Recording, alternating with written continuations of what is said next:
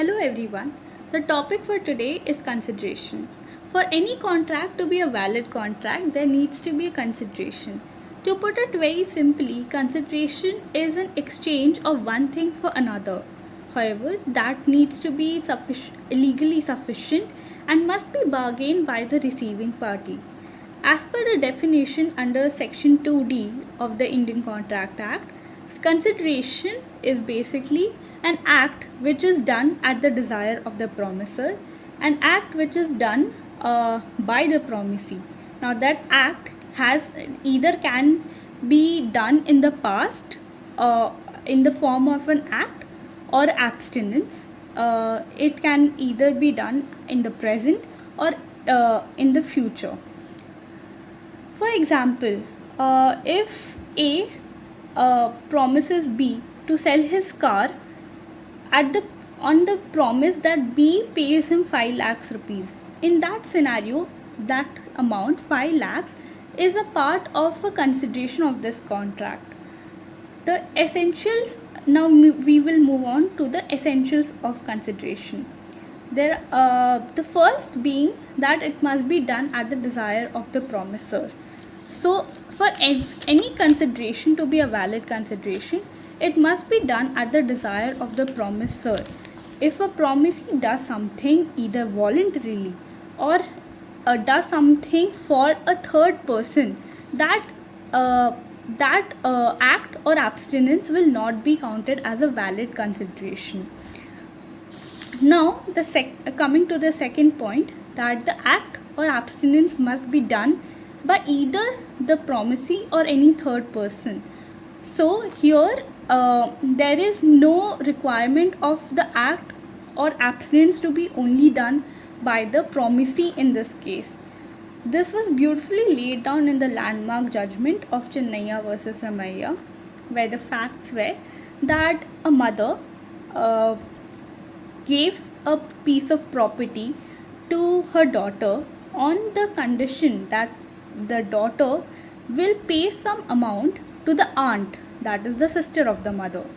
Now after the death of the mother, the aunt, when she demanded that amount from the daughter refused on the pretext that there was no consideration that was flowing from the aunt in this case. However, the court said that the act of the mother giving that piece of land was a part of a valid consideration, and there need not be a consideration that must be flowing from the aunt in this case. Now moving on to the third part, that is, a consideration can be either in the form of a past consideration, present consideration, or future consideration. A past consideration is something that has already been occurred. To give an example, if A does some favor for B, for example, if A has saved B's house from being doused in fire, and after the happening of the act, if B promises the payment of rupees 10 lakhs to A as a gratitude, then that payment is valid because there is a consideration, that is the act which has already been done by A, that is the act of saving B's house from fire. So that act forms a part of a valid consideration. The second being that a consideration can either be a present consideration or a future consideration. For example, if A promises B that in future, for the sale of a car, B will have to pay him rupees 10 lakhs rupees. Now till the car has been delivered to B, the consideration is executory in nature. However, after the car has been delivered from A to B and B has paid his promised amount of 10 lakhs, the consideration becomes executed. The fourth essential is that the act of consideration should either be in a positive manner, that is, an act has been done, or it should be in a negative manner, that is, someone is promising not to do something. To provide an example is when A has taken a loan from B and has not repaid it, and then B promises A that he will not take any action against A only on the condition that the loan has to be repaid in a week. Then in that scenario, the abstinence of B from suing is is due to the consideration of A's promise of repayment of loan. Hence, it forms a part of a valid consideration. Hi guys, I'll be continuing with the essentials for consideration in a contract. The fifth essential is that the consideration must be adequate in nature. Section 25 explanation 2 states that till the time the consent of a party has been obtained freely and he or she hasn't been coerced into said contract, it does not matter if the consideration is inadequate in nature and the contract will still be enforceable. Therefore, the consideration is not necessarily required to be equal to the promise that has been made. For example, if A enters into a contract wherein he sells a horse which he knows is worth rupees 1000, but he sells it for rupees 10. Till the time A has given his consent to this particular contract freely, the contract will not be considered as void. Sixth essential, the consideration must be real in nature. It cannot be something which is illusionary. It needs to be competent and it needs to be something of value in the eyes of law. It also cannot be something which is physically impossible, and it also cannot be something which is uncertain in nature or undefined.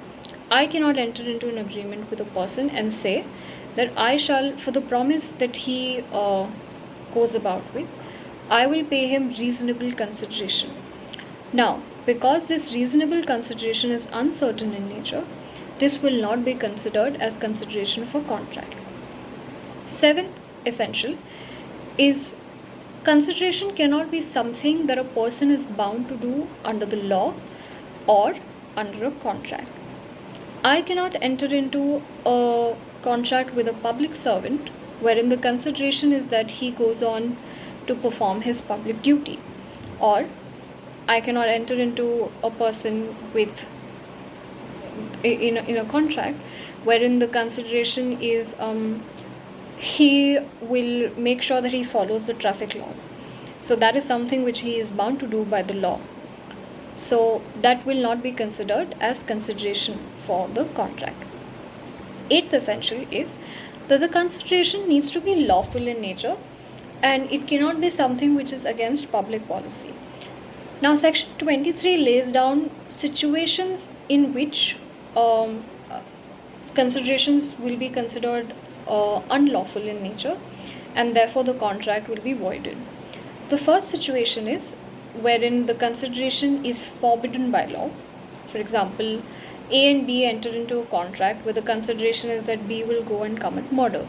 Now, that is obviously something that is forbidden by the law.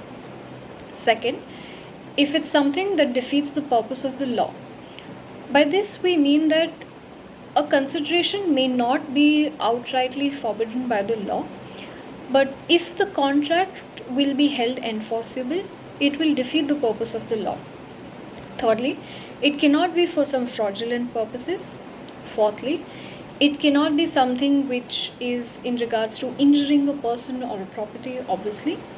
And last, it cannot be something which is immoral in nature or against public policy.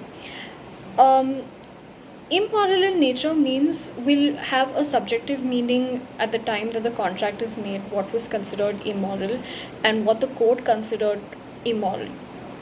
And public policy means that there are certain situations in which the court will take a decision to not enforce a contract because it feels that it will go against public interest. Now, coming to exceptions of consideration.